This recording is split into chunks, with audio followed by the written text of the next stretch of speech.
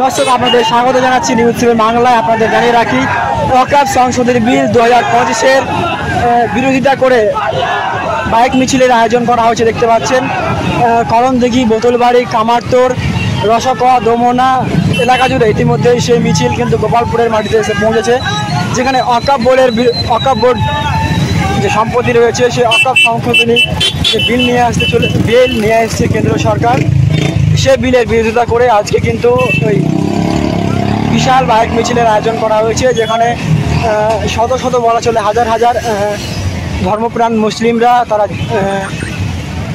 এই মিছিলে জাতি, ধর্ম, বর্ণ এবং রাজনৈতিক মতাদর্শ ভুলে আজকের এই বাইক মিছিলে তারা সামিল হয়েছেন। দেখতে পাচ্ছেন সেই মিছিল ইতিমধ্যেই গোপালপুর এলাকা জুড়ে সেই ওয়াকফ সংশোধনী বিল রয়েছে, সেই সংশোধনী বিলের বিরোধিতা করে তারা কিন্তু এই প্রতিবাদ মিছিল করছে।